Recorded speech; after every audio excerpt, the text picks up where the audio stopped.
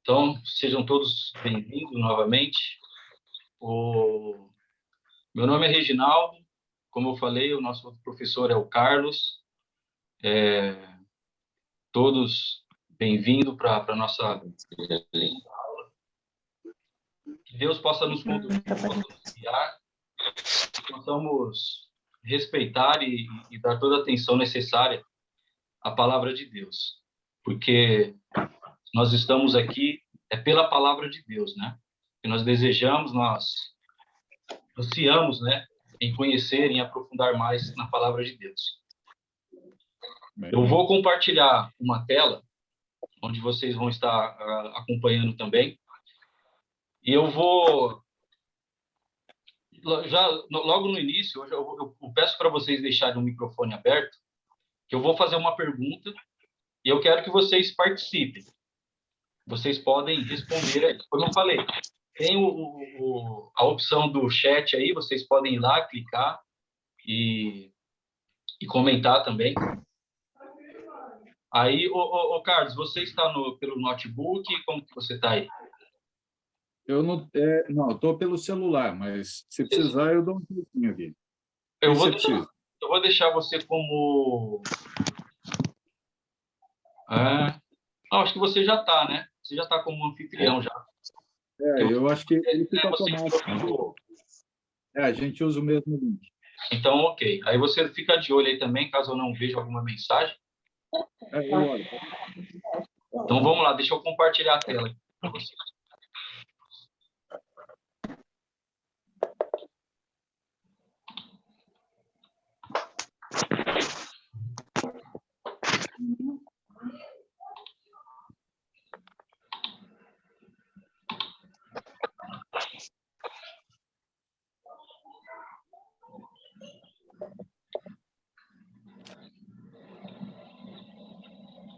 Estão vendo aí?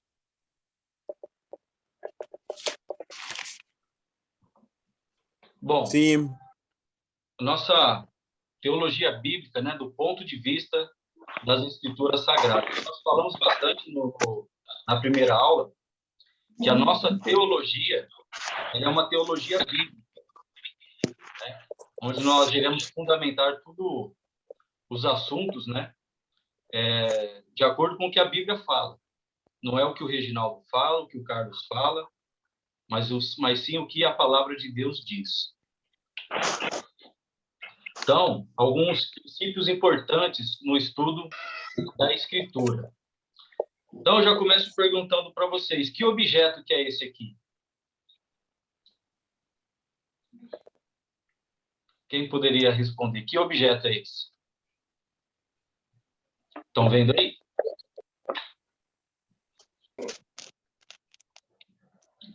Pode falar. A imagem está bem ruim. Está ruim a imagem? Não dá para saber o que é. Um ursinho de pelúcia. Um ursinho de pelúcia. Quem mais? Quem mais sugere? Oi, quem falou? Como se fosse uma árvore, não é a árvore do algodão que eu estou falando, não está em árvore, né? Ele é mais rasteiro.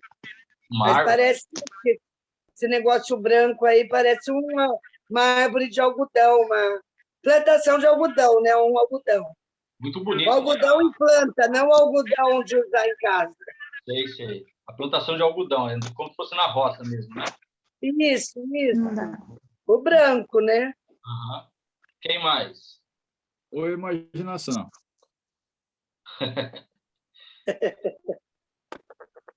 Alguém mais? Arrisca? Pode tentar, gente. Fiquem à vontade. É bom. Uma bola de neve? Uma bola de neve? Muito bom. A Maria Amélia que falou? Ô, Maria Amélia, você agora está falando aí. Ele fala quando quer. Ó, vai, mais alguém? Senão eu vou tentar melhorar um pouco aqui.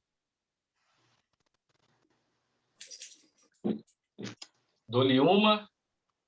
Vocês não vão ganhar o prêmio, hein? Se não acertar. vai ganhar uma balinha. Vai fazer igual o Enio. Ó, vamos melhorar. Melhorou?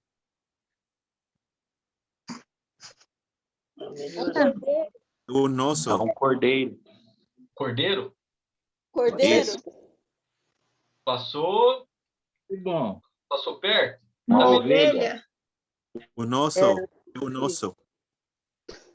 Humberto?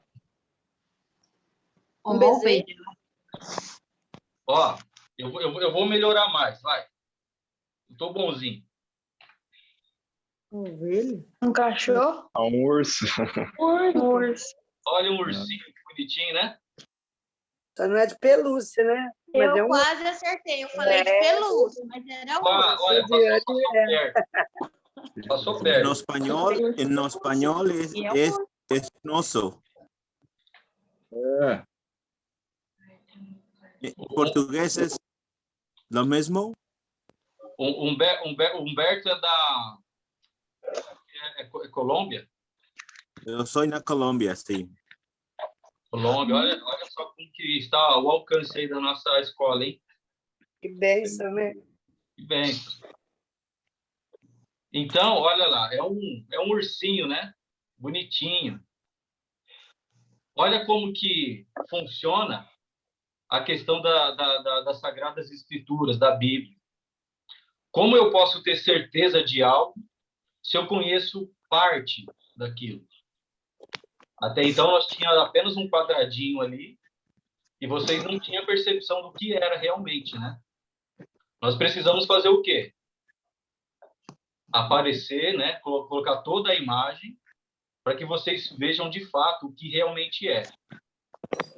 A Bíblia, quando ela é estudada, nós precisamos tomar bastante cuidado com isso. Porque muitas vezes nós lemos apenas parte e não todo o contexto daquilo que está escrito. E nós vamos falar mais sobre isso, mas olha lá, uma outra imagem. Alguém se arrisca agora a falar o que é? Ou vocês preferem ver tudo antes? Não é melhor? Não é melhor deixar a imagem toda aparecer para vocês responderem? Ou vocês vão arriscar? Olha lá, um cachorrinho. Um cachorrão, né? Bem bonitinho. Então, é algo que nós precisamos entender. Ao estudarmos a palavra de Deus, a gente precisa ser muito criterioso e entender, de fato, todo o contexto. Né? Todo o contexto. Nós não podemos pegar versículos isolados e tentar tirar a nossa ideia. Porque nós estamos desrespeitando a Deus, que mostra todo o contexto. É essa imagem, é essa pegadinha que nós fizemos. Não adianta eu ver somente em partes, mas eu preciso ver todo, né? Completo. Então, hoje, infelizmente, muitas pessoas têm um respeito muito vago e muito generalizado pela Bíblia. Mas poucos têm uma firme convicção de que a Bíblia, a palavra de Deus, ela precisa, para ser a nossa autoridade religiosa, né? Em matéria, né, de religião e vida. Agora, o que seria religião? O que é religião?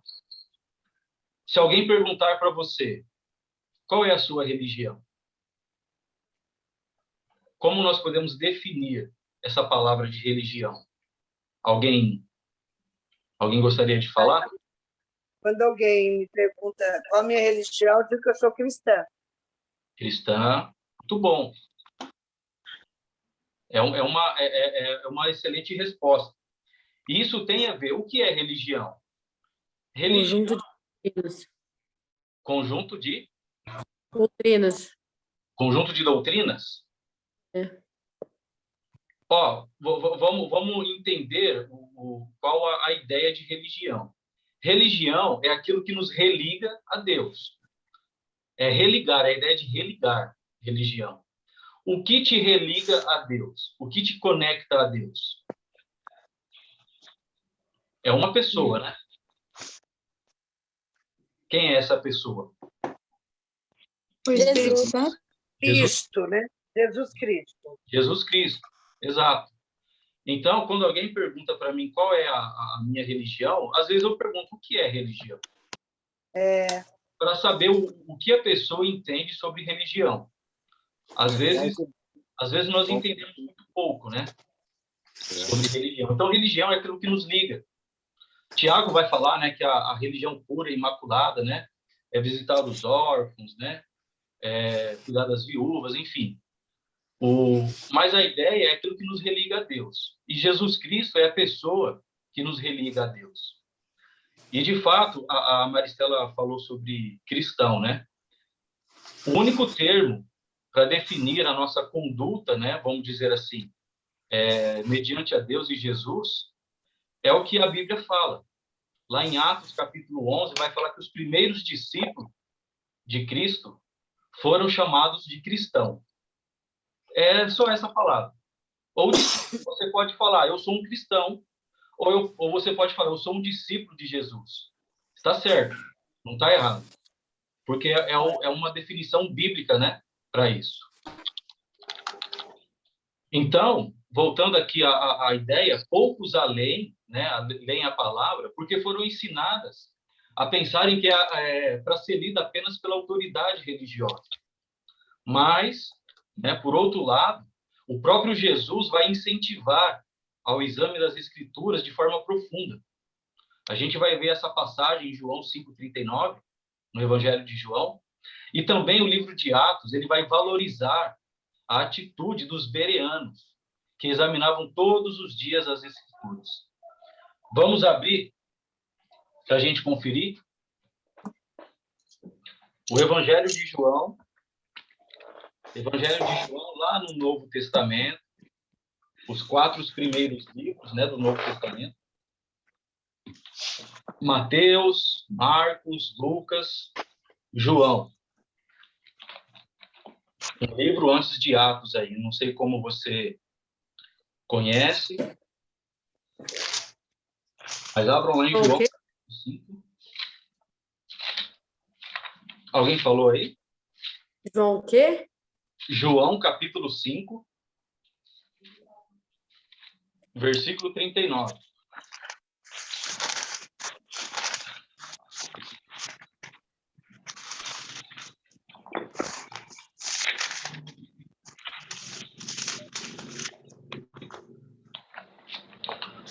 Olha o que a palavra de Deus diz. Todos acharam aí? João 5,39 diz assim: vocês estudam cuidadosamente as Escrituras, porque pensam que nelas vocês têm a vida eterna. E são as Escrituras que testemunham a meu respeito. Então, como eu faço para entender sobre a vida de Jesus? É através das Escrituras. É através do estudo das Escrituras. Jesus mesmo está falando, vocês estudam cuidadosamente. Cuidadosamente. Porque vocês sabem que na palavra de Deus, vocês têm a vida eterna. E lá em Atos, o próximo livro, Atos, capítulo 17.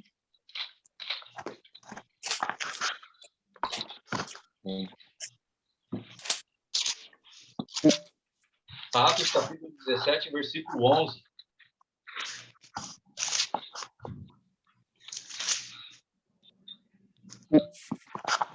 Vamos ver o que a palavra de Deus diz. Todos acharam?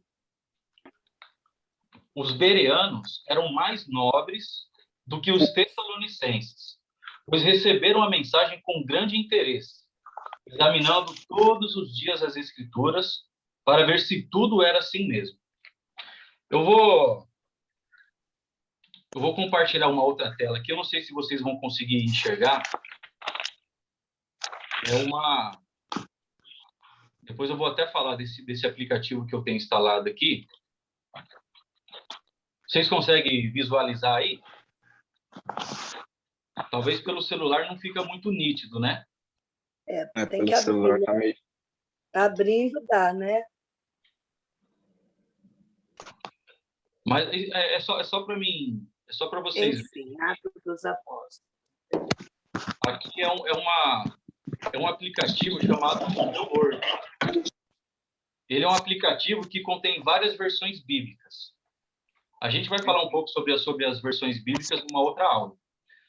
Mas só para vocês entenderem, na aula passada, né, eu acho que foi a Josiane já havia comentado sobre que uma versão era diferente da outra. Eu só vou mostrar essa passagem aqui, ó. Aqui tem a João Ferreira de Almeida, temos a NVI e temos a versão viva. Nessa parte aqui, ó, ela é uma parte da João Ferreira de Almeida que ela contém alguns dicionários do grego. Então, você clicando na frente da palavra, ela vai te dar qual é o original dela. O que é o original no grego e o sentido daquela palavra, qual é o significado dela. Não vai dar para a gente ver por conta a tela que é um pouco pequena. Mas se a gente lê aqui, ó, duas versões, fala assim, ó, os bereanos eram mais nobres do que os tessalonicenses, pois receberam a mensagem com grande interesse, examinando todos os dias as escrituras para ver se tudo era assim mesmo.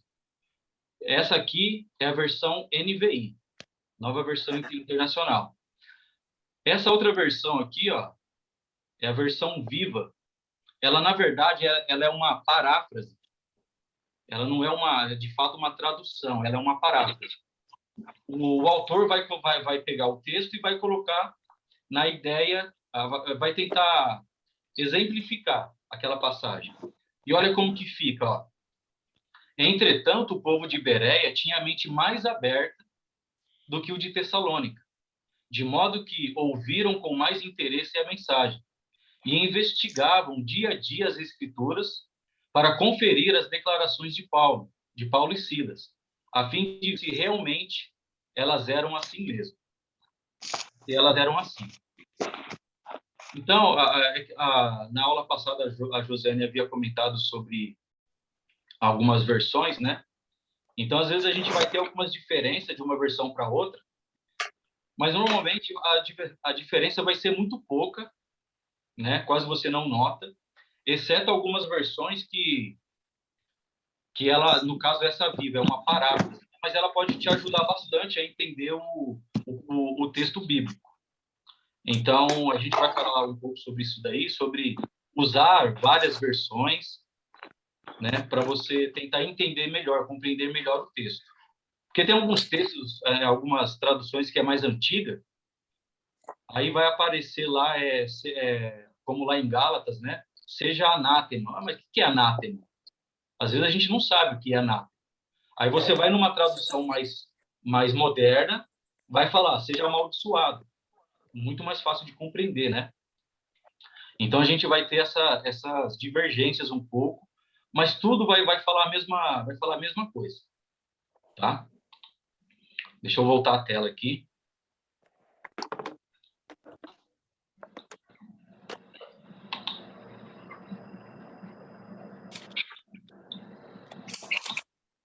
Ok. Então, olha só a atitude, né, dos bereanos. Você quer ser considerado um nobre perante Deus? Então, faça isso. Examine as Escrituras. Até mesmo aquilo que está sendo falado aqui, né, vocês precisam também verificar. Normalmente, nós vamos ler alguns versículos, mas eu convido você, incentivo você a depois ler todo o contexto. Deixa eu ver se aquilo que o Reginaldo falou realmente é assim mesmo. Então, você vai ler o contexto. Aí, se você perceber algo de errado, manda um zap. Reginaldo, aquilo que você falou, sei lá, tá meio estranho, hein? Quer tentar explicar de novo? Então, confira. De todos aqueles que estão à frente de algum trabalho, estão pregando, estão ensinando, precisa ser verificado. O próprio Paulo e Silas, eles foram os ouvintes, né? Desafiaram ali e foram examinar as escrituras para ver se realmente era aquilo mesmo. Então, nós precisamos fazer isso também. Só não pode, só toma cuidado para não ficar nessa posição aqui, porque senão você vai travar sua coluna. Então, qual a importância do estudo bíblico? Nós vamos ver que nas Escrituras, né, o estudo bíblico inaugurou o ministério terrestre de Jesus, e com o estudo bíblico, ele encerrou o seu ministério. Olha lá, eu já deixei as passagens aí para facilitar, mas lá em Lucas, capítulo 4, versículo do 14 ao 15, diz assim: Jesus voltou para a Galiléia no poder do Espírito, e por toda aquela região se espalhou a sua fama. E o que Jesus fazia? Ele ensinava nas sinagogas e todos o elogiavam. Jesus ensinava. Jesus sempre procurava uma sinagoga, e a sinagoga era onde se reuniam, né, os judeus. Podemos dizer que era a igreja dos judeus, né, para a gente entender mais fácil. Então, Jesus sabia que os judeus estariam lá reunidos a fim de ler, de meditar na lei de Deus. Então, Jesus sempre aproveitava essas oportunidades aí. Assim como Paulo, você vai ver que na história da igreja, né, que é lá em Atos, Paulo, em todas as viagens, a primeira coisa que Paulo fazia era procurar uma sinagoga, porque ele sabia que ali tinha judeus tementes a Deus, que estavam ali para estudar a palavra de Deus, e era uma grande oportunidade, né, para Paulo pregar o evangelho de Jesus àquele povo. Olha a outra passagem. Lucas, capítulo 24, versículo 27. Diz assim, e começando por Moisés e todos os profetas, explicou-lhes o que constava a respeito dele em todas as escrituras. Olha que interessante, né? Começando por Moisés, normalmente vai atribuir os cinco primeiros livros da Bíblia a Moisés, que é o chamado Pentateuco, né, ou a Torá, que são os 5 primeiros livros da Bíblia. Então, o que Jesus fazia? Começava desde Moisés e lia todos os profetas, Jeremias, Isaías, Daniel, Amós, Obadias, enfim, vários profetas do Velho Testamento. E o que consta nas escrituras, né, de Moisés e dos profetas? Tudo relacionado à pessoa de Jesus. Então, Jesus, ele vai falar, né, tudo que foi escrito no passado está sendo cumprido agora em mim. Então, Jesus iria explicar, e cada passagem falava a respeito dele. O estudo bíblico é o modo de conhecer a revelação de Deus. Como eu recebo a revelação de Deus? Como? Será que nós vamos esperar alguém vir no nosso ouvido e falar? Ou nós temos já aqui, a palavra de Deus já revelada para nós? Lembra que nós falamos? Deus, ele quer se comunicar com a gente, sempre. E como Deus faz isso? Já fez, né? É através da palavra dele, revelada. Então, como eu conheço a Deus? É através do estudo bíblico. O estudo bíblico foi um meio utilizado pela igreja primitiva na divulgação do evangelho e no fortalecimento da fé dos convertidos. Se vocês puderem, com um tempinho aí, ler um pouco do livro de Atos. É assim, você quer conhecer um pouco sobre a história, sobre o início da igreja que Jesus estabeleceu? Leia Atos. Atos é onde vai iniciar a igreja, ali em Atos capítulo 2, a gente vai ver isso mais para frente. Mas todo o livro de Atos vai relatar sobre o trabalho, né, dos apóstolos no desenvolvimento, no fortalecimento, no estabelecimento de várias congregações, né, de várias igrejas. em todo o canto.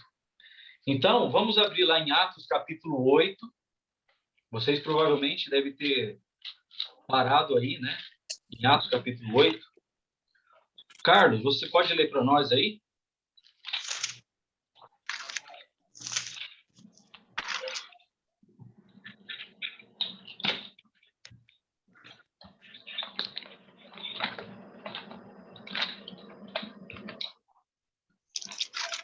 Carlos, quer ler para nós?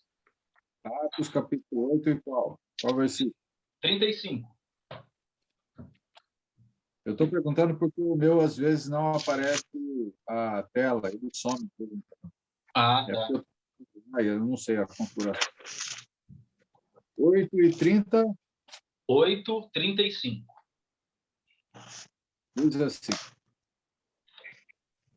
Então, Filipe explicou, e começando por essa passagem da Escritura, anunciou-lhe a Jesus. Isso. Aqui, qual que é o contexto aqui? Lembra sempre, né, de ler o contexto. Se a gente for ler todo o capítulo aqui, a gente vai ver que é o eunuco, né? Ele sendo ali evangelizado por Filipe. Filipe, de repente, aparece lá ao lado dele, ele está lendo, o eunuco está lendo o livro de Isaías, né? E o Filipe vai falar, você está entendendo o que você está lendo? E o eunuco vai falar, mas como eu posso entender se alguém não me explicar? Depois você lê o contexto que vai falar sobre isso daí. Então, Filipe, a atitude dele, ele começando, né, por aquela escritura, anunciou a Jesus. Ou seja, precisou de uma explicação, de um breve estudo. E qual que foi a atitude do eunuco? Ele viu ali a água, aqui tem água. O que impede que eu seja batizado? E Filipe fala, nada te impede. Então, eles desceram a água e ali ele foi batizado. A gente vai falar mais sobre essa passagem aí.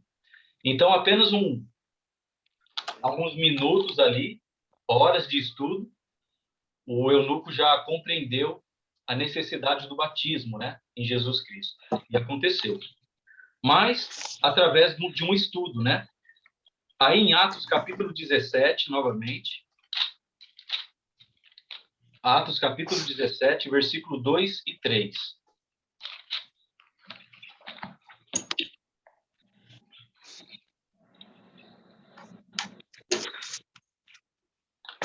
Eu vou ler a partir do versículo 1 aqui, ó. 1, 2 e 3. Atos, capítulo 17. Todos acharam aí? Diz assim. Se de repente eu for rápido, vocês podem chamar aí, espera aí que eu estou procurando, que a gente espera. Mas diz assim, Atos 17, 1, 2 e 3. Tendo passado por Anfípolis e Apolônia, chegaram a Tessalônica, onde havia uma sinagoga judaica. Lembra que eu falei que Paulo, em suas viagens, o que ele procurava era uma sinagoga, né? Aqui está confirmando. E isso no versículo 2. Segundo o seu costume de quem? De Paulo.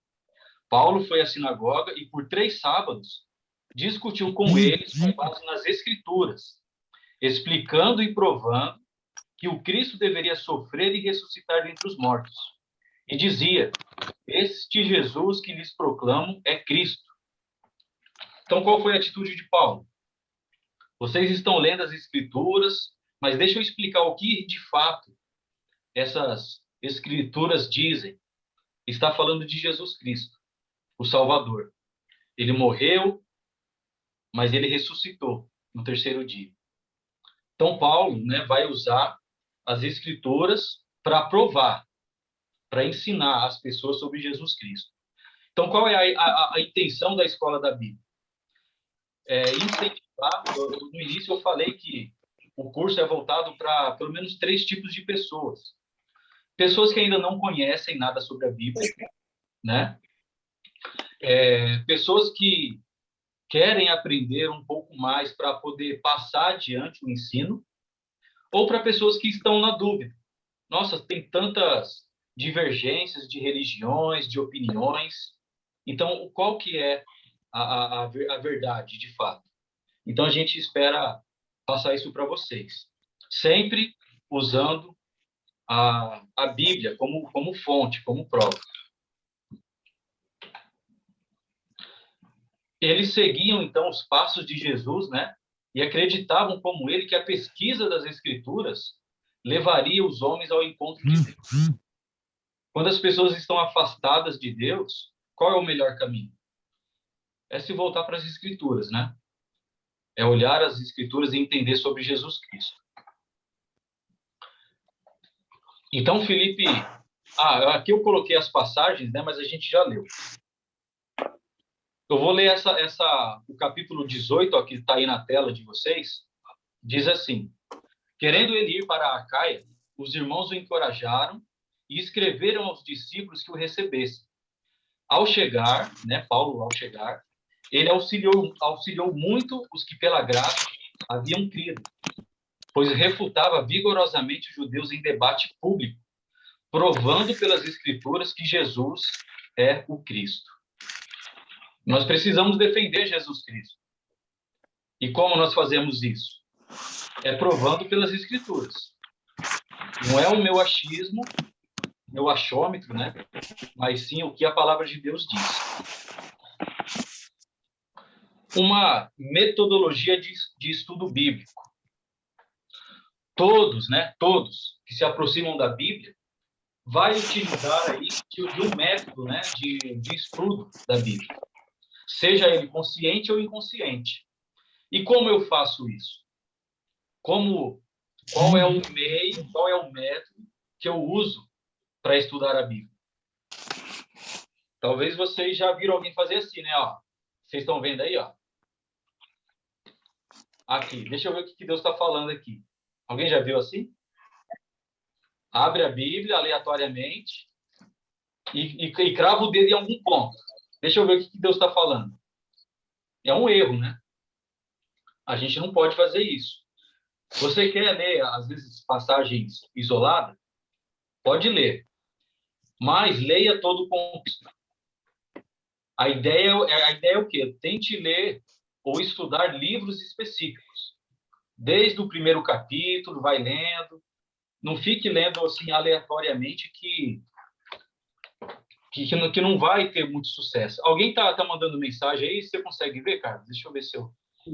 Humberto está pedindo para o pessoal tomar cuidado com o som, que parece que está atrapalhando ele um pouco de ouvir. Depende muito da conexão de cada um. Tá. Ainda mais que ele tem uma outra linguagem, às vezes a nossa não fica muito clara. Eu vou... Irmão, Oi, Humberto. É que se nós fechamos nos microfones, nós podemos evitar das interrupções. Sim. Vamos fazer isso, então. Aí, quando eu for fazer alguma pergunta, aí vocês abrem o microfone, né? Ok. Daqui a pouco eu paro aqui um pouco, aí eu vou perguntar para vocês se vocês têm alguma dúvida ou não. Pode ser? Ok. Então, não é um método muito correto. Deixa eu ver, a Débora acho que conseguiu entrar aí. A Débora estava tentando conectar, ela mandou uma mensagem, eu acho que agora ela conseguiu. Então, não é muito correto, né? Usar esse método. Opa, deixa eu voltar aqui, que saiu da tela. A gente precisa ter alguns métodos, mas eles precisam ser válidos, né? Não há problema em ter um método de estudo, desde que ele seja válido e ele venha nos conduzir a resultados verdadeiros e não interesseiros. Eu posso defender uma ideia, uma doutrina, baseado num versículo só. Mas muitas vezes eu esqueço do contexto e esqueço de analisar outros textos que falam daquele mesmo assunto. É bom nos dedicarmos ao estudo independente da Bíblia. Mas esta independência, ela não diz respeito a Deus, mas sim ao homem. Grande parte do povo de Deus tem se tornado dependente de outros para poder compreender a Bíblia. Como eu falei, a nossa intenção aqui é tentar abrir a mente, é tentar dar algumas ferramentas para que você possa fazer o estudo na sua casa. Você com a sua família, com seu filho, com seus parentes. Não que nós não vamos precisar de ajuda de outras pessoas, não é isso. Mas eu não posso ficar totalmente dependente vamos dizer aqui, desculpa o termo, mas do meu líder religioso. Eu não posso ficar apenas dependente dele. Porque se ele fala, muitas vezes, quando eu estou totalmente dependente, eu vou acreditar em tudo que ele fala. E eu não vou ser nobre, igual os bereanos foram, em poder examinar as Escrituras. Então, eu preciso tomar bastante cuidado. Então, você tendo as ferramentas, você faz o estudo na sua casa, e aí, de repente, você ouve algum ensino que contradiz o contexto, aquilo que você já estudou, você vai parar e pensar, não é isso que está falando a Bíblia, né? Então, a gente precisa ter bastante cuidado quanto a isso.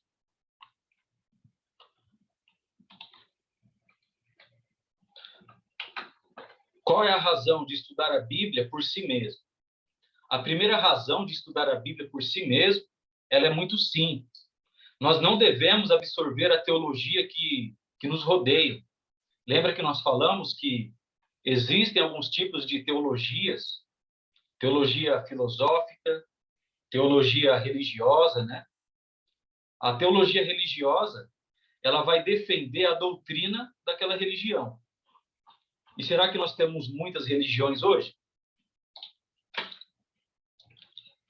E é algo muito que a gente precisa pensar.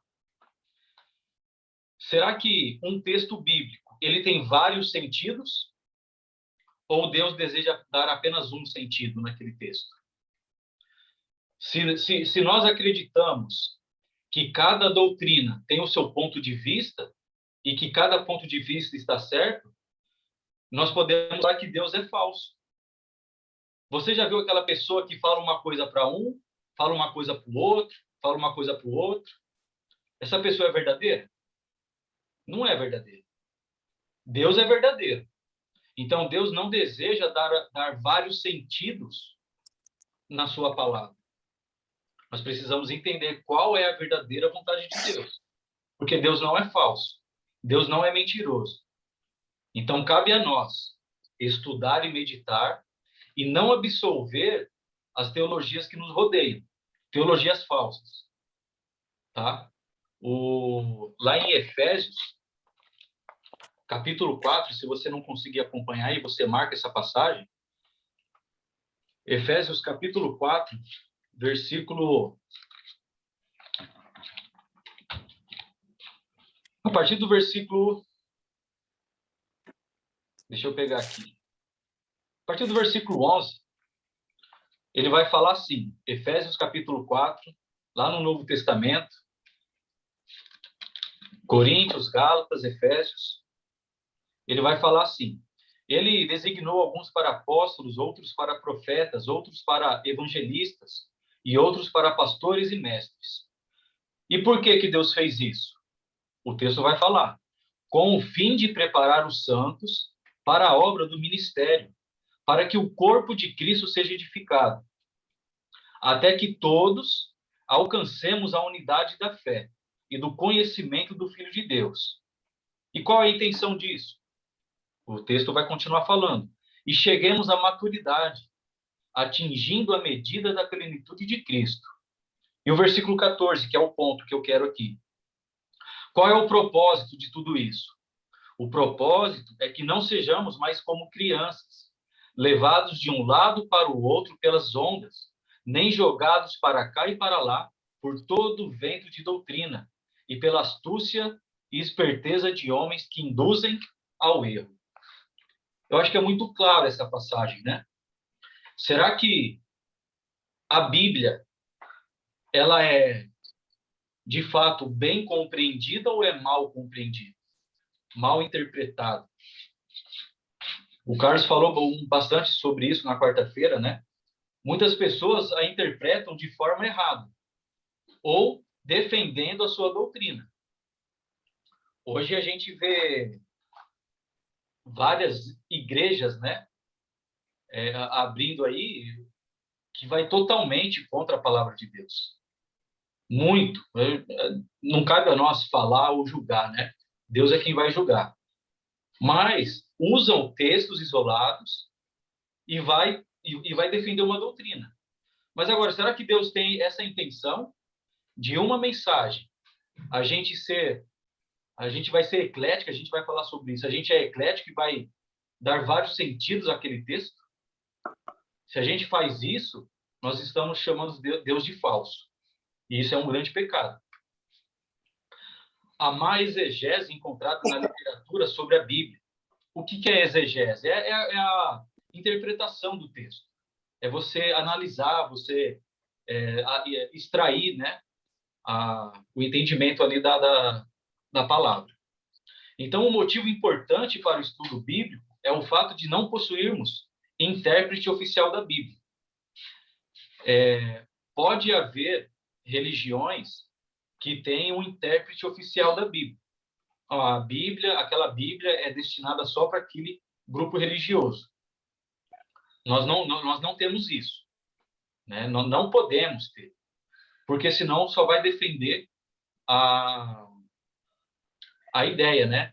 Tem uma Bíblia, é uma das primeiras a primeira que foi traduzida para o latim, que é a Vulgata. Talvez vocês já ouviram falar dela, mas aí você pode pesquisar. Mas ela foi a primeira Bíblia traduzida para o latim, do grego.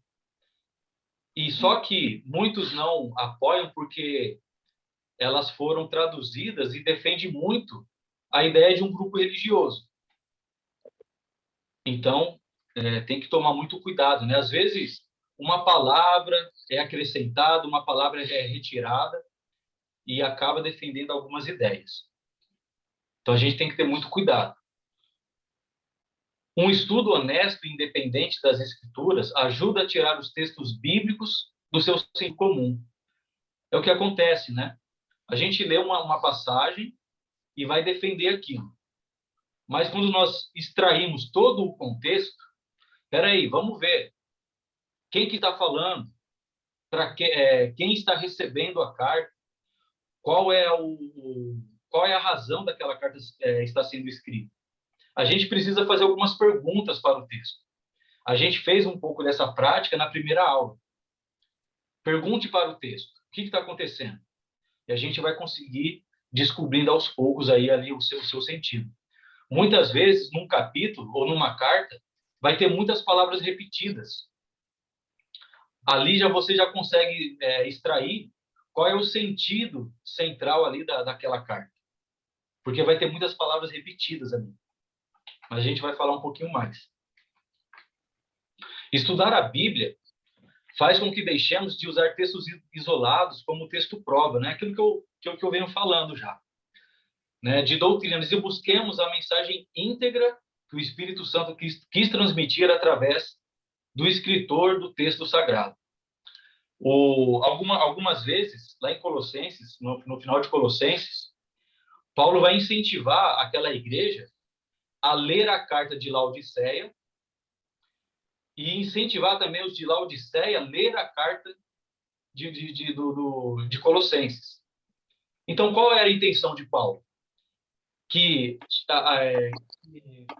teria ali divergência de ensino? Com certeza não, né?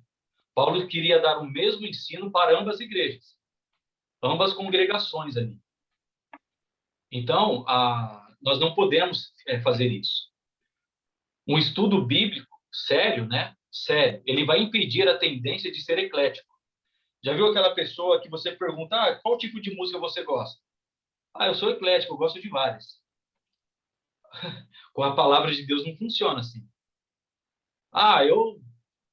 Às vezes a pessoa fala, o importante é seguir a Deus. Será? As pessoas falam, né? Deus está em todo lugar. Será? Eu vou lá porque está falando a palavra de Deus. Será? Precisa fazer essas perguntas, né? Se Deus, ele deseja, Deus não é um Deus de divisão. Primeiro ponto é esse. Deus não é um Deus de divisão. Se Deus deixou a palavra de Deus, é para que ela seja compreendida da forma que Deus deseja, e não da forma que doutrinas ou religiões desejam. Então, nós precisamos tomar bastante cuidado nisso e entender, de fato, qual é a vontade de Deus. Por último, cremos que a razão mais importante para um estudo bíblico sério é a vontade de Deus, né? Deus quer, Deus deseja que nos apropriemos da sua vontade.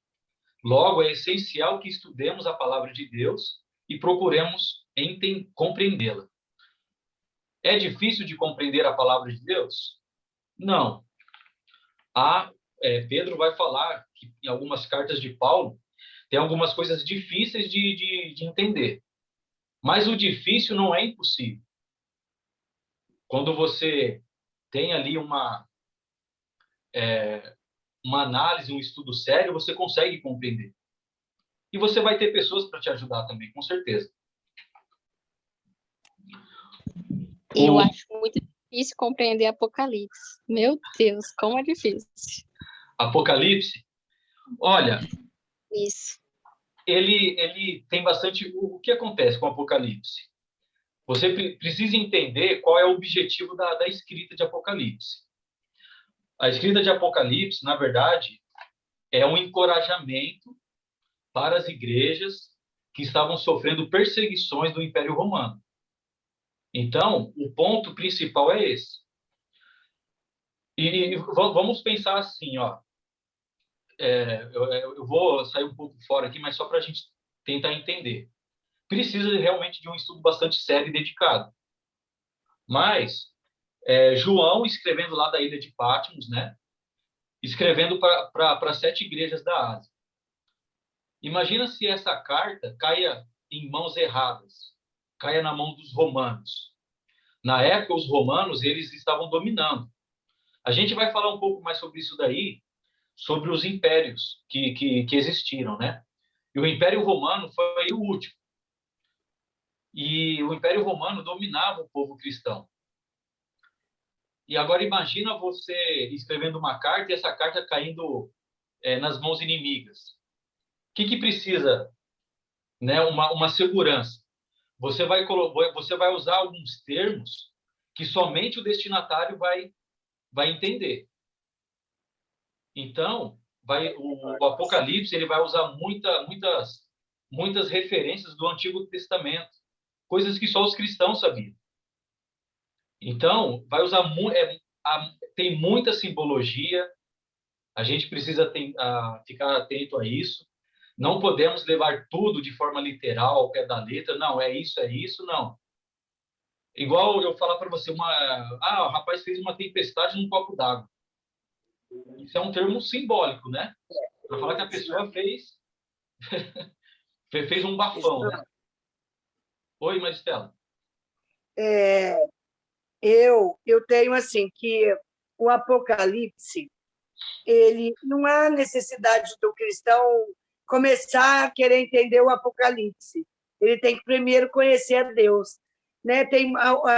O povo quer conhecer o Apocalipse para saber o fim dos tempos, que, na verdade, você falou tudo, é João na ilha de Patmos, e para que conhecer o Apocalipse se você não conhece nem Deus?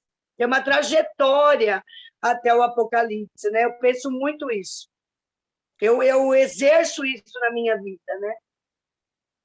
Na verdade, ó, você falou algumas coisas sobre a pergunta do Cristo, rapidinho, para não te atrapalhar, porque eu faço missão, né? Eu sou da Assembleia de Deus do Belém, mas eu fui desvinculada, assim, eu entendo que Deus me desvinculou da religião, né? Porque para mim fazer essa obra missionária, no qual eu estou em Araçatuba, que eu não sou daqui, nessa região toda, Mato Grosso do Sul, e fazendo essa obra para o Senhor, porque eu não podia ser vinculada a uma religião, eu tinha que ser vinculada ao Cristo vivo para ganhar almas e para esse evangelho ser expandido. Então, eu trabalho com a Bíblia, com o Cristo vivo, para levar adiante, no qual conheci Josiane, mais um cunhado.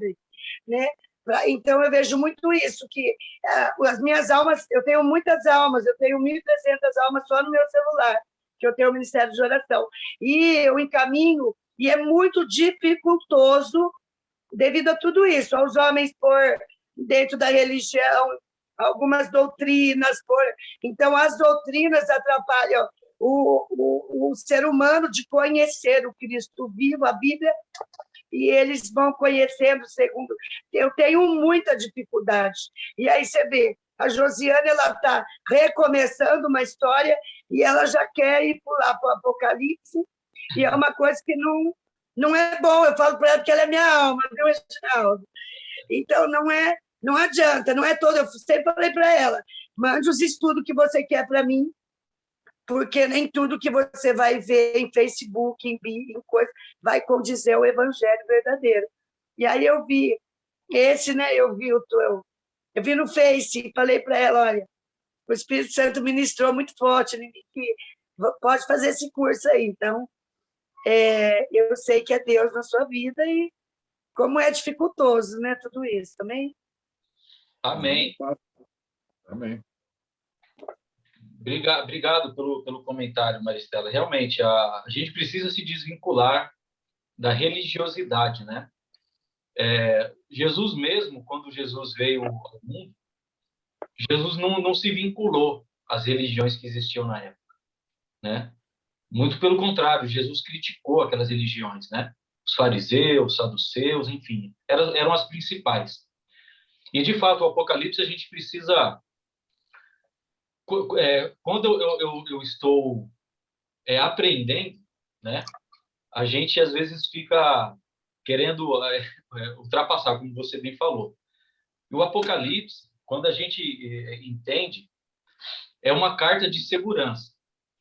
Em todo momento, Jesus nunca prometeu vida boa aqui na Terra.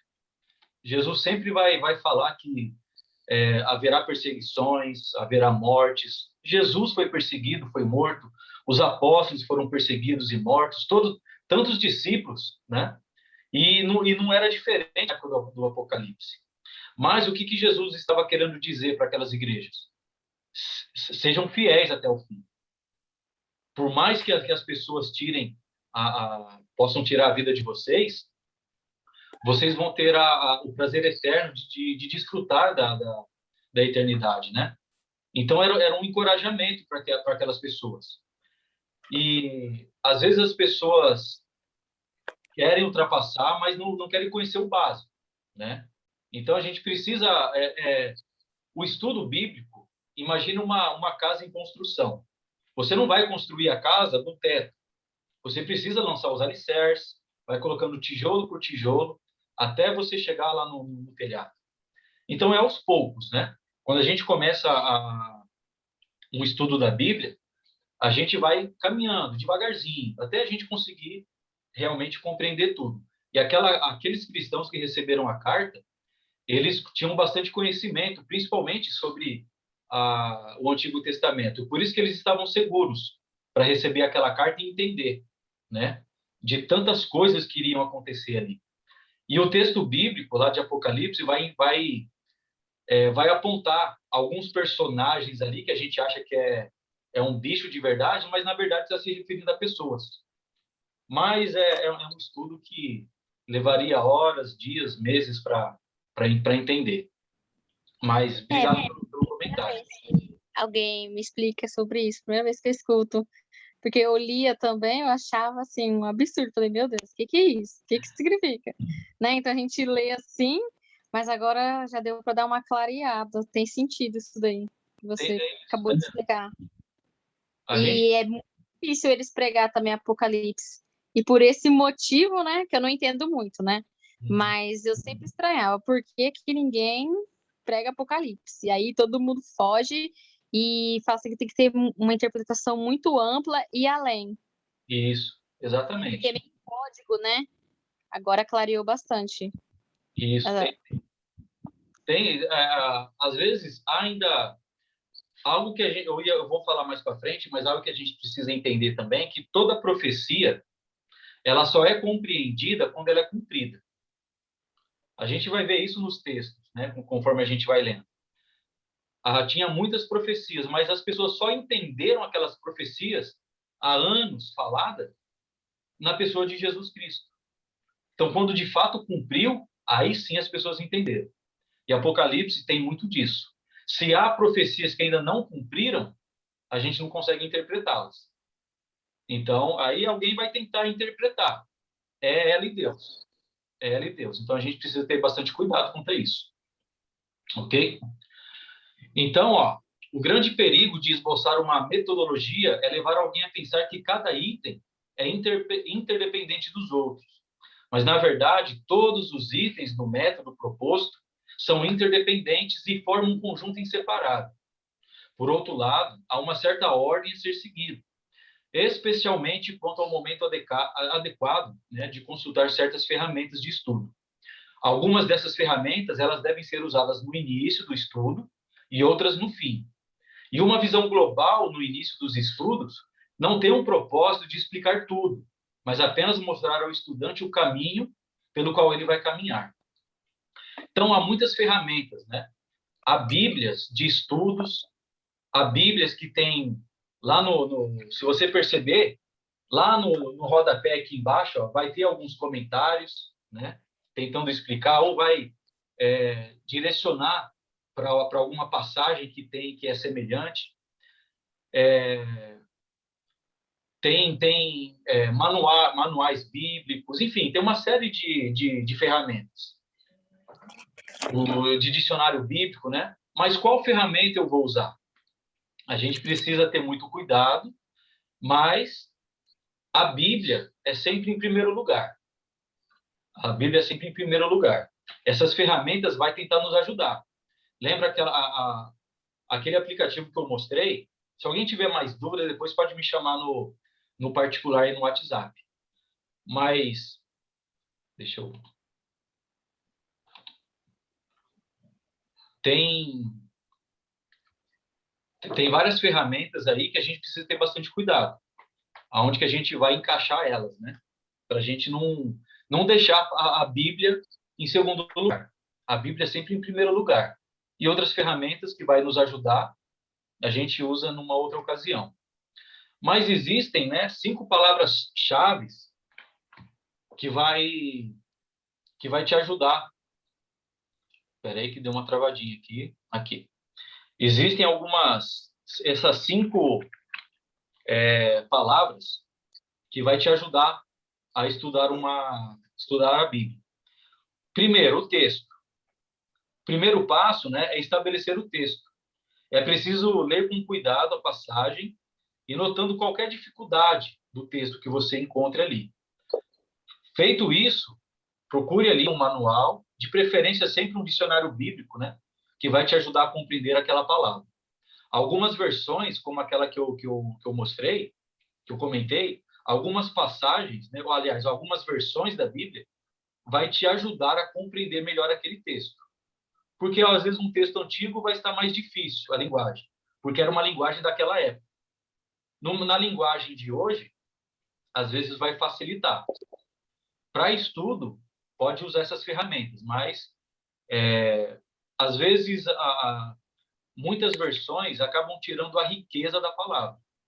Então, é sempre bom trabalhar com algumas versões para você não perder a riqueza dessas palavras. Temos também o contexto. O contexto ele vai te ajudar a determinar a situação que está acontecendo ali na leitura, né? Você precisa determinar aquele contexto e você vai garantir, de fato, a verdade para aquele assunto.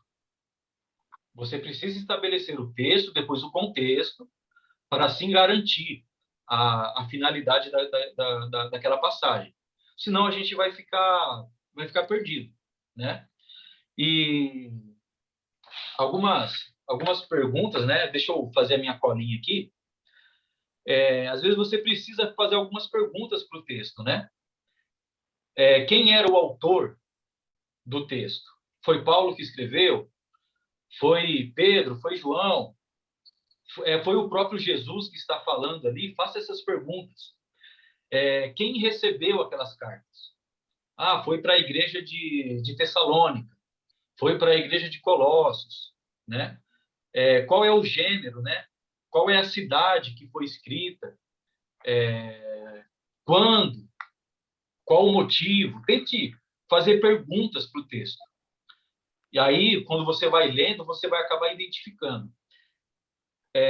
Só um exemplo. Outro dia não, já faz um tempo. Eu esperando receber a minha fatura, né, a fatura do financiamento aqui da minha casa, eu fui lá no correio, lá, né, na caixinha do correio, eu peguei a fatura, abri, olhei lá o valor, eu falei, uau, veio mais barato esse mês, que legal. Mas aí depois eu parei e pensei, mas será? Tá certo? Normalmente eu não pago esse valor. Aí, o que eu fiz? Eu só vi o valor. Eu não li o contexto da carta. E ao perceber, ao analisar, eu vi que não era minha. Aquela prestação, era do meu vizinho. Falei, poxa, vizinho, a gente podia até ter trocado, né? Eu pago a sua, você paga a minha, que é um pouquinho mais caro, mas tudo bem. Aí eu fui lá, devolvi a carta, e enfim. Então, tá vendo o perigo? Quando eu não analiso o contexto, é a mesma coisa de eu receber uma cobrança aqui do banco e eu falar para você, ó, Josiane, você precisa pagar essa conta aqui, ó, que o seu cartão tá atrasado, já tem várias prestações aí, várias faturas sem pagar. Aí ela vai lá, ela vai pegar a carta e vai pagar? Se ela pegar e ver, ô, Reginaldo, peraí, essa carta aqui é para você, tá no seu nome. Como assim? Aí ela vai ver o contexto. Então, a gente precisa entender a carta, né? Imagina eu escrevendo uma carta também para o Carlos. Vamos supor que o Carlos fez uma cirurgia dos olhos. Eu vou escrever uma carta para o Carlos. E aí, Carlos, como que foi a cirurgia, né? Foi bem sucedida? Eu recomendo você usar tal colírio, você tentar fazer algumas atividades para poder melhorar e tal. E se essa carta cair nas mãos erradas? Vai fazer sentido aquilo para outra pessoa? Não vai. Vai fazer sentido para o leitor original. Então, a gente precisa estabelecer isso daí. Entender primeiro qual foi o motivo, né? Qual é os destinatários corretos da carta. É o exemplo que nós usamos de Apocalipse. Então, aí sim, eu vou conseguir fazer um estudo, eu vou conseguir trazer aplicações para a minha vida hoje. Tudo tem aplicação, mas a gente precisa entender. Então, isso aí é a ideia do contexto. Uma coisa interessante quando a gente está estudando, esses são os pontos primordiais quando você vai fazer as leituras. Então, um exemplo, quando você pega uma leitura para fazer e, de repente, acha que aquele texto é para você, aquele mandamento, aquela ordem é para você, e aí você não verificou o contexto inteiro, você só pegou um versículo. E aí, quando você abre um pouco mais a visão e você percebe o contexto completo, você vai perceber que aquele texto estava sendo direcionado para um apóstolo. Então, vocês vão encontrar isso quando vocês estiverem estudando. Vai ter texto que Jesus está falando diretamente com os apóstolos, falando assim, ó, vocês que vão fazer, vocês fiquem em Jerusalém. Imagina se eu pegar o texto e falar assim, puxa vida, Jesus falou que eu tenho que ficar em Jerusalém, não posso sair. O que eu estou fazendo em Araçatuba? Entendeu? Essas coisas são coisas que é simples na hora da leitura.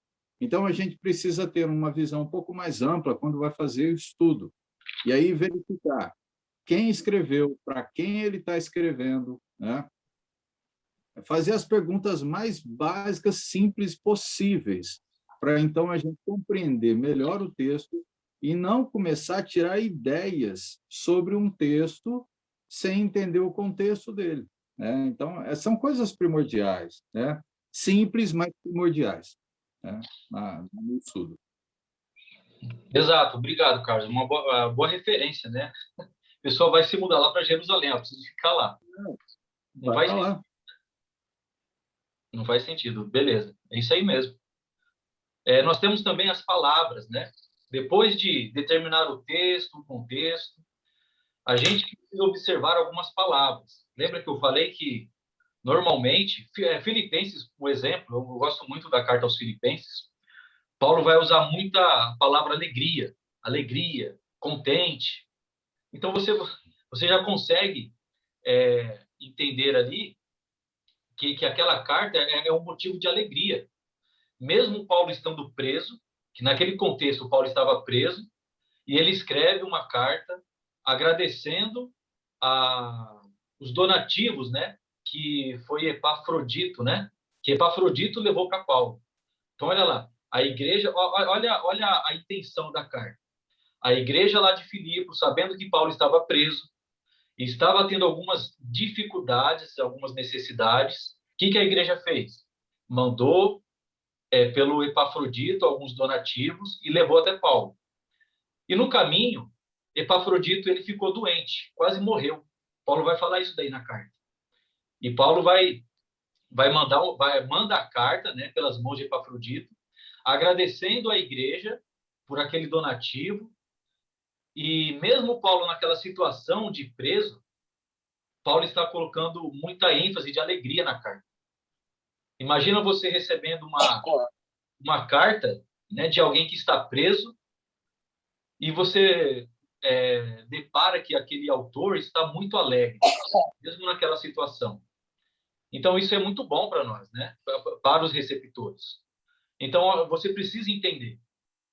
Há várias palavras que vão aparecer no texto, né? No texto bíblico, vai te ajudar também. Outra coisa são as ideias, né? A seleção das palavras-chave estudadas muitas vezes decorre de sua relação com as ideias, com as ideias principais ensinadas no texto.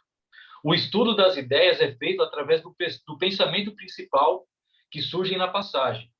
E essas ideias, geralmente chamadas doutrinas, aparecem em outras passagens.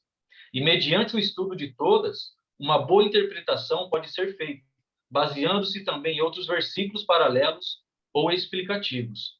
Então, você vai conseguir tirar uma ideia de todo aquele contexto que você está lendo.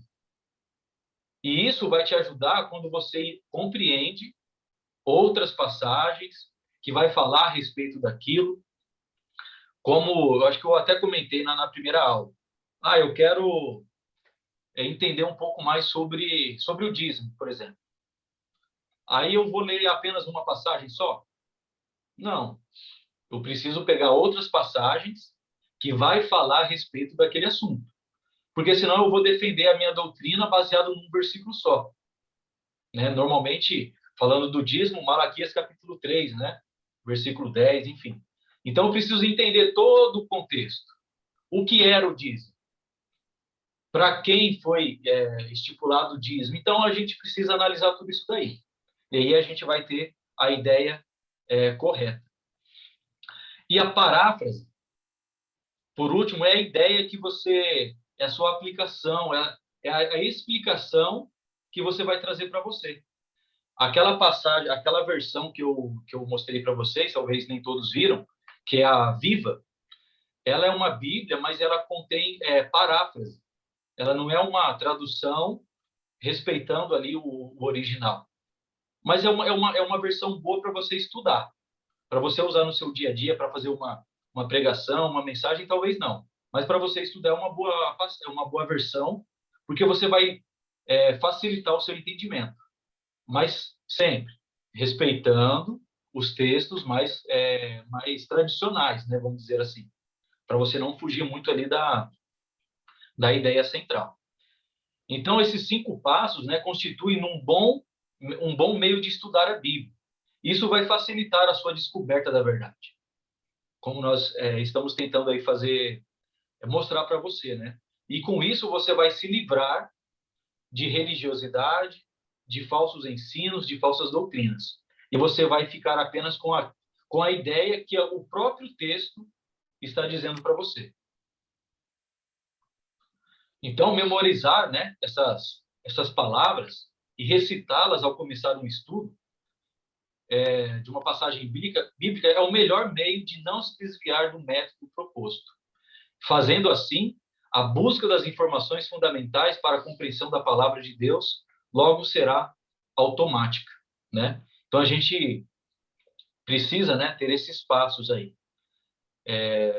Então, quando a gente pratica, nós vamos colher bons resultados e honrará sempre o nome de Deus. A ideia é sempre essa, honrar o nome de Deus. Como eu falei e volto a falar, Deus não deseja que as pessoas interpretem de várias maneiras a tua palavra. Você gosta? Imagina, deixa eu parar aqui rapidamente, a gente já volta com a tela. Alguém gosta de falar algo. De repente, eu falo algo para o Carlos. Aí o Carlos vai lá, eu falo A para ele. Aí ele fala B para outra pessoa. Essa pessoa vai falar D para outra pessoa. Sabe? Cada um vai falando uma coisa. Espera aí, não foi isso que eu disse. Vocês atrapalharam tudo, enrolaram tudo a minha palavra. Deus não deseja. Telefone sem fio. Igual telefone sem fio. Aquela brincadeira, né? Então, Deus não deseja isso. Deus deseja que nós preservemos a palavra dele. E a palavra de Deus vai falar muito no decorrer do nosso estudo sobre isso daí. Sobre o perigo de tirar ou acrescentar alguma coisa na palavra de Deus. Deixa eu voltar aqui. Até aqui, alguém tem alguma pergunta? Alguém tem algum comentário para fazer? Estão conseguindo entender? Eu tenho uma dúvida. Pode dizer. Que você fala sobre a escrita da Bíblia, que assim, eu não entendi o momento. Aonde é que começou a existir a Bíblia? Os apóstolos, eles começaram a ter a Bíblia escrita para pregar depois que Jesus Cristo faleceu, né? Depois ressuscitou. Ou Jesus Cristo já pregava e já existia a Bíblia? Como é que é? Eu não confundi isso daí. Eu vou tentar falar meio resumidamente, né, para você não ficar com esse ponto de interrogação aí. Talvez a gente vai falar na próxima aula, provavelmente, isso daí. Mas, na época de Jesus, já existia todo o Velho Testamento escrito, né? Já existia. O Novo Testamento, ele começou a ser desenvolvido de forma escrita mais ou menos depois do ano 50 depois de Cristo. Então, até na época de Jesus existia os manuscritos, né? Porque não tinha impressora naquela época. Era tudo manual. Por isso que fala manuscritos, né? Escrito à mão. E a Bíblia que provavelmente era usada lá na época, né? Era a Septuaginta. A gente vai falar um pouco dela também. Septuaginta, que era a versão grega do hebraico. O hebraico era a língua original do povo judeu, né?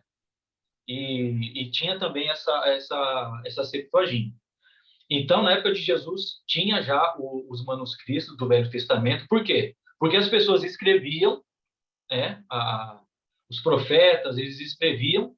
E o que eles faziam? Eles guardavam no templo, porque eles consideravam como um tesouro a palavra de Deus. Então, era armazenada ali. Então, eles foram preservando o Velho Testamento.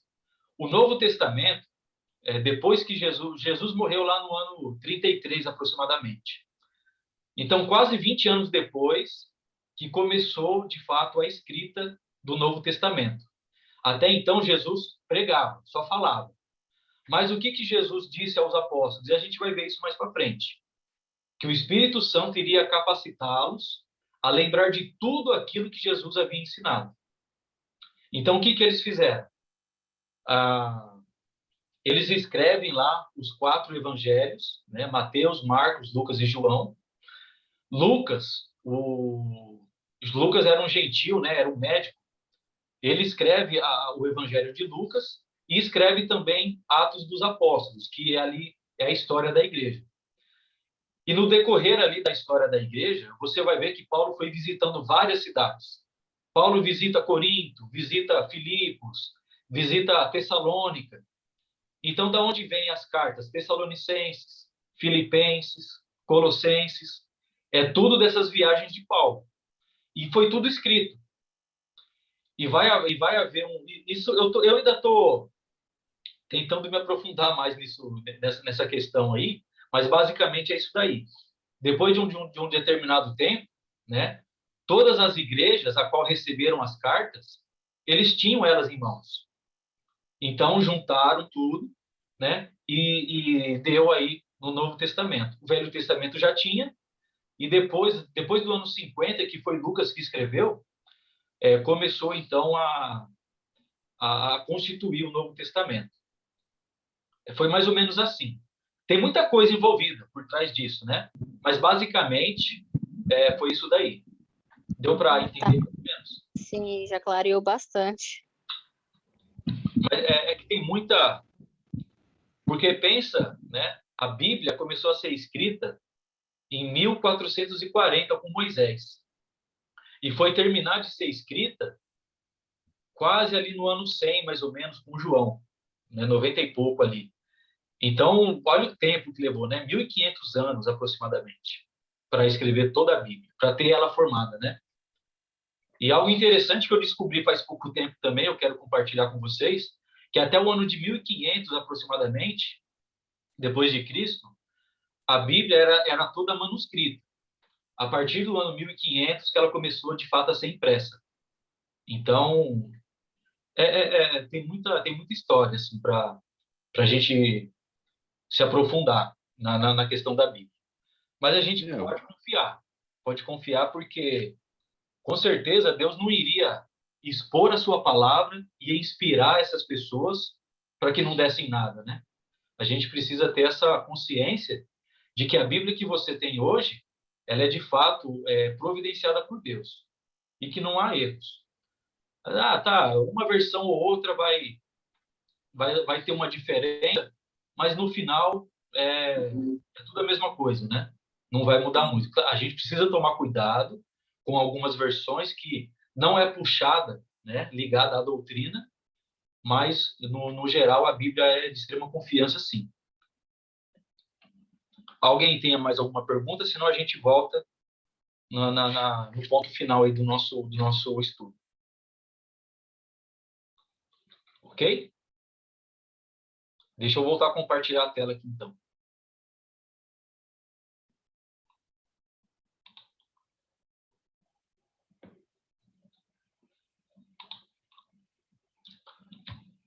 Bom, algumas atitudes importantes no estudo bíblico.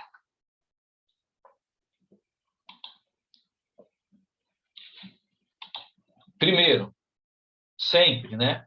Precisamos pedir sabedoria a Deus em oração. Tiago, capítulo 1, versículo do 5 a 8, vai falar isso daí. A gente não vai ler todas as passagens, tá? Depois eu vou disponibilizar esse slide aí, vocês podem ler com mais calma também. Mas peça sabedoria a Deus em oração. Deus, abra minha mente. Que a tua palavra de fato entre no meu coração, que eu possa compreendê-la, né? A gente precisa pedir essa sabedoria para Deus. Tiago vai falar, porém não peça duvidando, senão Deus não vai te ajudar. A gente precisa ter confiança.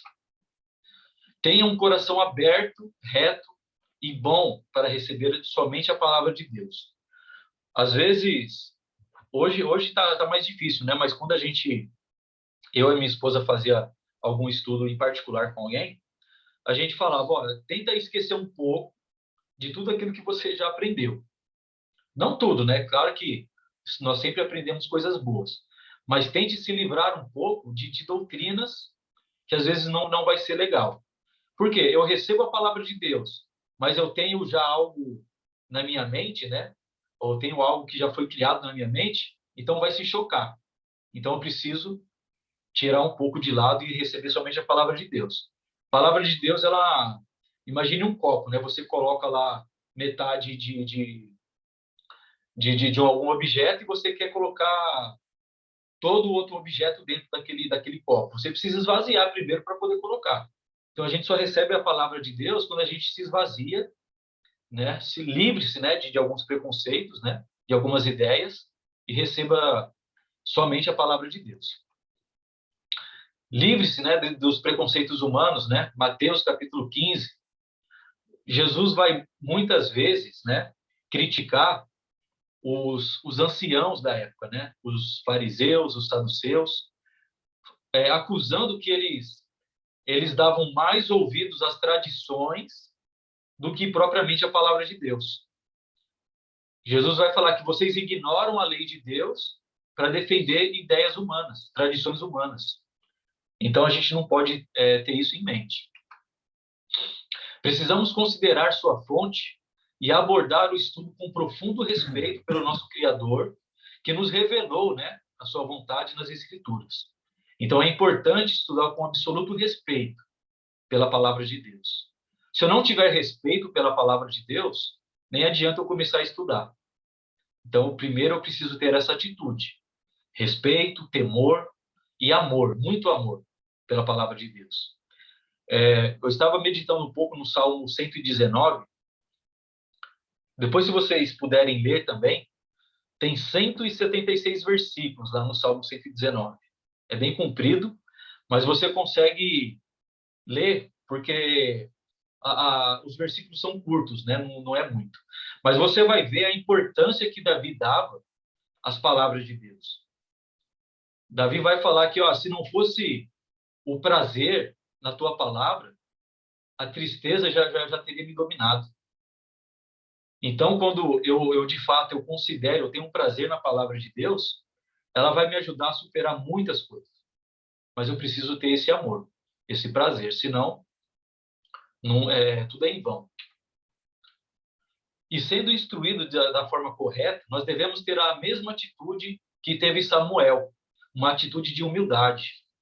Lá nessa passagem de 1 Samuel, capítulo 3, 9 a 10, o Samuel vai falar: fala, Senhor, pois o teu servo está ouvindo. Então, nós precisamos estar ouvindo. E nós ouvimos a Deus através da leitura. É a leitura que vai nos conduzir a ouvir a palavra de Deus. Há outro método: leia, leia e leia. Várias vezes. Leia a história várias vezes. Até você conseguir decorar ela, né? Isso vai ajudar bastante. Como eu falei, né? Consultar algumas versões, várias versões. Isso vai te ajudar no estudo.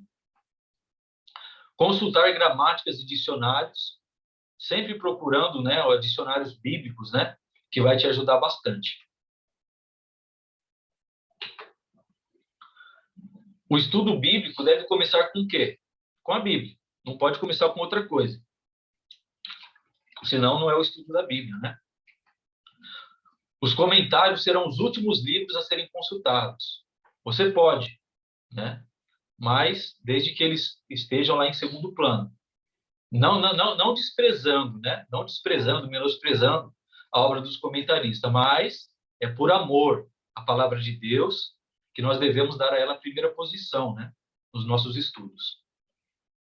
Todo estudo bíblico se inicia com a Bíblia aberta e principalmente também com a mente aberta. Lembra aquela passagem lá de Atos, capítulo 17, versículo 11, dos Bereanos? A mensagem da Viva vai falar que eles tinham a mente aberta. Eles eram nobres, né? E assim eles receberam a palavra de Deus. Algum silêncio das Escrituras. A Bíblia ensina várias vezes sobre não acrescentar ou tirar do que foi escrito. Então, o nosso alvo é ver como aplicar isso, né? Quais coisas nós podemos usar e fazer que é permitido, mesmo que a Bíblia não falasse nada. E quais coisas não podemos usar ou fazer porque seriam acréscimos, né? Quando estudar uma passagem, procure o propósito de Deus. Isso vai ajudar com esse princípio no silêncio das Escrituras. Por exemplo, será que eu posso batizar o meu gato? A Bíblia não fala que eu não posso. A Bíblia não está me proibindo, né? Mas só por isso eu vou batizar o meu gatinho, o meu cachorro? Não faz sentido, né? A gente vai ver outras ideias. Vou pegar o nariz para mim. Algumas passagens que afirmam o princípio do silêncio. Lá em 1 Coríntios, capítulo 4, versículo 6, a passagem está aí na tela de vocês, vai dizer assim: irmãos, apliquei essas coisas a mim e a Apolo, por amor a vocês, para que aprendam de nós o que significa. Não ultrapassem o que está escrito. Nós falamos um pouco sobre isso daí na primeira aula também. Qual o direito que eu tenho de acrescentar a palavra de Deus? Nenhuma. Eu não posso. Outras passagens, né? Temos lá Deuteronômio, capítulo 4, versículo 2. Provérbios, capítulo 30, versículo 5 ao 6. Temos lá o Evangelho de João. 2 João, capítulo 9 também. Gálatas é outra passagem que apareceu aí, ó. Diz assim, ó, mas ainda que nós, ou um anjo dos céus, lhes pregue um evangelho diferente daquele que lhes pregamos, que seja anátema, algumas versões vai falar isso, mas que seja amaldiçoado. Não podemos ultrapassar. Mesmo que venha um anjo do céu. Ah, é assim, assado. Espera aí, eu já tenho a revelação de Deus. E Deus está pedindo para mim não dar ouvidos. Eu não vou dar ouvidos. Com certeza, essas passagens e outras nos ensinam a honrar o silêncio de Deus. Conhecer, exaltar e obedecer exatamente o que Deus disse e tudo o que ele não disse. Muitas vezes, meu nariz está começando a entupir aqui. Muitas vezes, já aconteceu algumas vezes de eu estar conversando com alguém, né? E a pessoa fala, mas onde que está proibido isso? Aonde que a Bíblia está proibindo fazer isso? Fala, meu amigo, a Bíblia não está proibindo, mas a Bíblia não está autorizando. Não é melhor ficar no silêncio das Escrituras? Se a Bíblia não fala para fazer, por que eu vou fazer? Se a Bíblia, mesmo que a Bíblia não está proibindo algo, não é por isso que eu vou fazer. A gente vai ver alguns exemplos disso daí. Nós devemos recusar acrescentar à palavra de Deus quaisquer ordens ou práticas humanas que não foram autorizadas pelos mandamentos gerais e específicos de Deus. A gente não pode acrescentar. Alguns exemplos bíblicos, ó. Vamos ver. Números, capítulo 3, versículo do 2 ao 3. Deus mandou Moisés escolher Arão e seus filhos para serem os sacerdotes de Israel. Ele não fez nenhuma lista de todas as outras tribos para proibi-los de serem os sacerdotes. Vamos abrir essa passagem lá em Números? Lá no Antigo Testamento, lá no comecinho da Bíblia. Gênesis, Êxodo.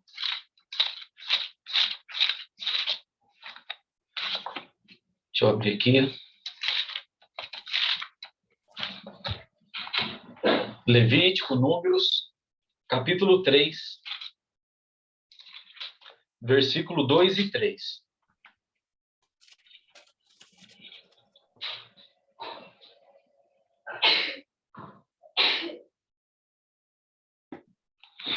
Olha lá.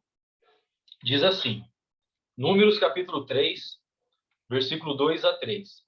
Esta é a história da descendência de Arão e de Moisés. Bom, Arão e Moisés, eles eram da tribo de Levi, ok? Eles eram levitas. Quando o Senhor falou com Moisés no Monte Sinai, os nomes dos filhos de Arão são Nadab, o mais velho, Abiú, Eleazar e Itamar. São esses os nomes dos filhos de Arão que foram ungidos para o sacerdócio e que foram ordenados sacerdotes. Quantas tribos existiam? Era uma ou eram 12? Eram 12 tribos, né? E aqui Deus foi específico em falar qual linhagem seria o sacerdócio. A linhagem de Arão, da tribo de Levi. nenhuma outra tribo. Deus não precisou falar, ó, não é da tribo de Dan, não é da tribo de Judá. Não, ele foi específico. É da tribo de Levi, né?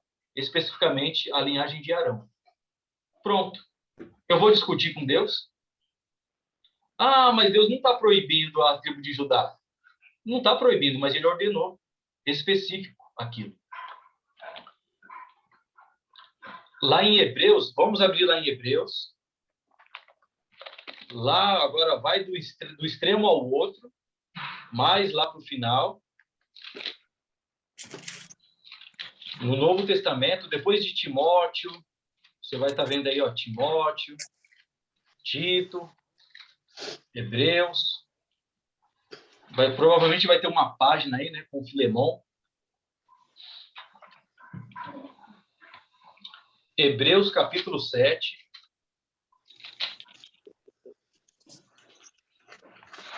Versículo 13 e 14.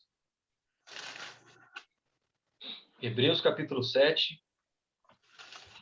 13 e 14. Diz assim: Ora, aquele de quem se dizem estas coisas pertenciam a outra tribo, da qual ninguém jamais havia servido diante do altar.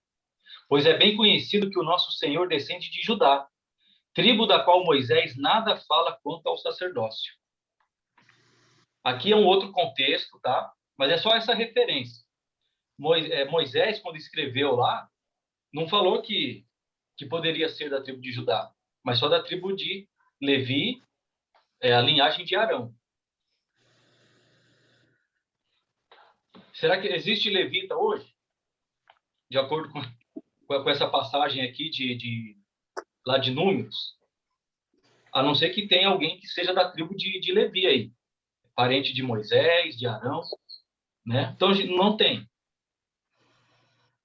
2 Samuel, capítulo 6, versículo de 1 a 7, Uzá, quem já viu essa história?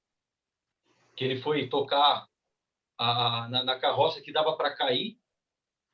Eu já. E Deus fulminou ele. Né? Ele teve uma boa intenção ali. Ah, a carroça vai cair, deixa eu pegar. Mas ele não era permitido tocar. Ele não era específico, né? Não era da linhagem específica para conduzir a arca. Era só os sacerdotes. E ele, o que aconteceu com ele?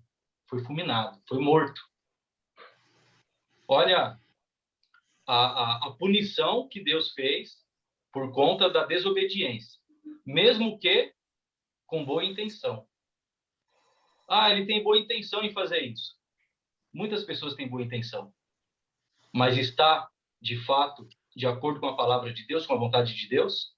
A gente precisa pensar nisso.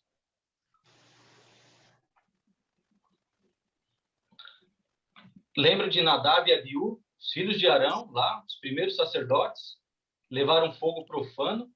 Quem lembra dessa história também?